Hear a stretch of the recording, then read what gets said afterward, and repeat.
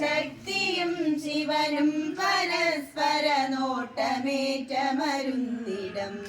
ശക്തിയും ശിവനും പരസ്പര നോട്ടമേറ്റമരുന്നിടം. ആദിശങ്കരനാത്മബോധമുണർന്നുയർന്നൊരു കേരളം.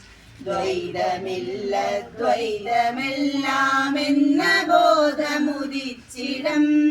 ശിലയെ ശിവനായി പ്രാണനേകിയ നാടു ഗുരുവിൻ കേരളം. ജാതി മതിലുകൾ തീണ്ടൽ വേലികൾ നാമെരിച്ചു കളഞ്ഞിടം. വില്ലുവണ്ടിയിലെത്തിയ അയ്യൻ കാളി കാട്ടിയ നേർവഴി. മന്നമെന്ന മഹാരഥിക്കണി ചേർന്നു പാതകൾ വീണ്ടിടം. ആദിശങ്കരനാത്മബോധമുണർന്നുയർന്നൊരു കേരളം. ദ്വൈതമില്ല ദ്വൈതമെല്ലാമെന്ന ബോധമുദിച്ചിടം. അന്തണൻ മുതൽ അന്ത്യജൻ വരെയുള്ള മാനവരേവനും വേദവാങ്മയമൊന്നുപോലെ പകർന്ന ഗുരുചട്ടമ്പിയും. പന്തി ഭോജനമാല തീണ്ടലൊഴിച്ചു നീക്കി കറുപ്പനും. മുന്തിരിക്കിണറാലയിത്തമുടുക്കി അയ്യാ സ്വാമിയും.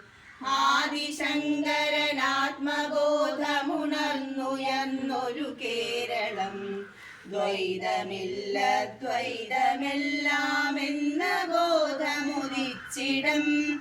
പറയി പെറ്റു വളർന്ന പന്തിരുകുലമതെങ്കിലുമേകർനാം. നമ്മിലൊഴുകുവതേക ഭാരതരക്തമെന്നു നിനയ്ക്കണം.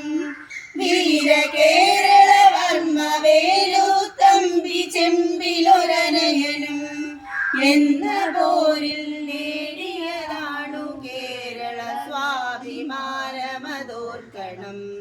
ആദിശങ്കരനാത്മബോധമുണർന്നുയർന്നൊരു കേരളം. ദ്വൈതമില്ല ദ്വൈതമെല്ലാമെന്ന ബോധമുദിച്ചിടം. തുഞ്ചനോദിയ രാമകഥയിലുണർന്ന ധാർമ്മിക കേരളം. കുഞ്ചനിൽ ചിരി തുള്ളി ഗാഥകൾ പാടിയാടിയ നാടിത്. ഭാർഗവൻ മഴുവാലുയർത്തിയൊരാശ കേരള നാടിനെ.